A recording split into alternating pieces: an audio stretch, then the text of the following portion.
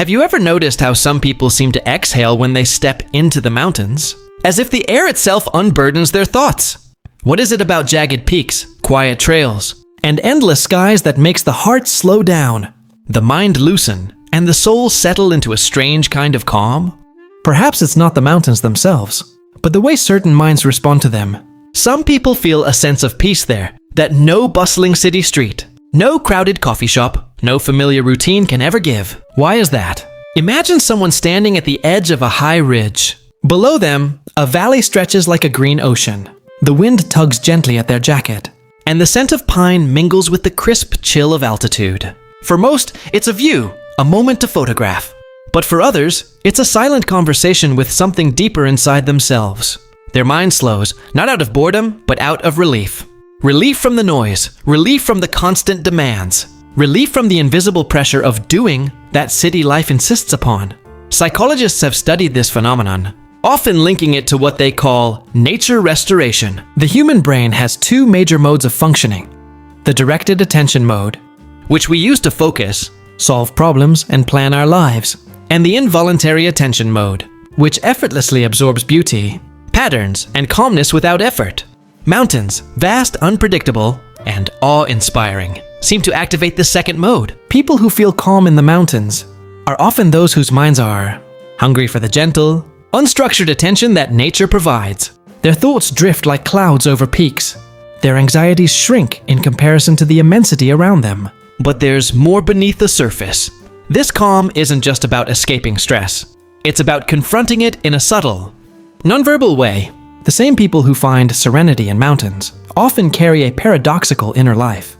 They may be restless, analytical, or anxious in daily life. Yet the mountains allow them a space where performance and identity fade, where the only requirement is presence. This is a rare psychological gift, finding clarity not through control, but through surrender. It's the difference between, I must manage everything, and I am part of something larger. Think of a hiker who pauses on a solitary trail at dusk. They don't notice the cold. They don't calculate the distance. They simply observe. Their heartbeat matches the slow rhythm of the wind, the rustle of leaves, the distant call of a bird. In those moments, the mountains are not a backdrop. They are a mirror. They reflect a quiet part of the self that rarely emerges in the routines of modern life. The reflective person might ask themselves, do I ever move this slowly when life isn't demanding it? Am I ever this patient with my own thoughts? The questions themselves are part of the calm. And yet, this calm is not uniform for everyone. Some feel anxiety in heights, instability, or isolation. But for those who are drawn to mountains, the environment resonates with a deep psychological pattern. A desire for perspective, for temporal expansion, for a sense of scale in a life often felt in fragments. Mountains teach patience because they are indifferent. They teach humility because they dwarf our ego. And they teach presence because every step, every breath, every shift in light matters. In a world where people are evaluated by output, speed, and success, the mountains offer validation for something less measurable but profoundly essential: inner quiet. Here lies the subtle paradox. The people who feel calm in mountains are often the most aware of their inner turbulence. They seek not oblivion, but clarity. They crave not excitement, but stillness. They arrive not to escape themselves, but to meet themselves in a way cities rarely allow. And in that meeting, the mind learns an important lesson. Peace is not the absence of thought or worry.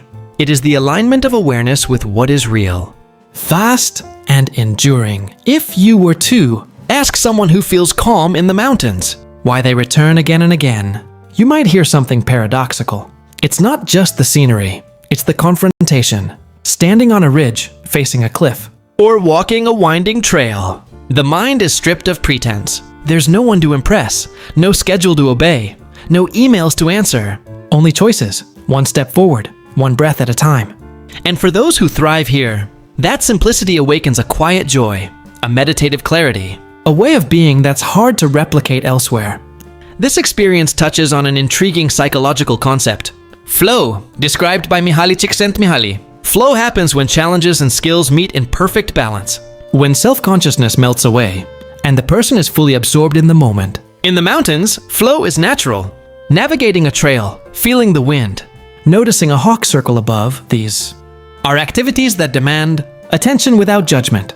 Mountains in this sense are therapists without words, guides without agendas, mirrors of a mind unburdened by expectation. Yet, beyond flow, there's something more subtle. The mountains evoke existential reflection. People often feel calm here because they sense something eternal. Peaks remain long after worries fade. Snow melts and returns. Valleys endure. When one confronts this temporal scale, personal anxieties shrink. The mountains whisper a gentle reminder. Life's challenges are temporary, but awareness and presence are timeless. And that awareness, simple, attentive, unobtrusive, is what breeds calm. We can contrast this with everyday life. At work, at home, or online, people are constantly juggling identities, performing roles, and negotiating social expectations. The mind races, comparing, planning, and critiquing. In the mountains, those roles fall away. There is no one to judge your pace or your silence. In surrendering to this reality, people discover paradoxical freedom. Control is not peace. Awareness is. Reflect for a moment. What would it feel like to move through your life with that same patience, that same humility, that same gentle attention? Could the lessons of altitude and solitude translate to office desks, city streets, or living rooms? People who feel calm in the mountains often do so, not because their lives are easier, but because they've learned to approach experience differently, observing without attachment, embracing without clinging, and resting without guilt. And so, the psychology of these individuals teaches a quiet life lesson. Calm is not a destination. It is a way of relating to the world.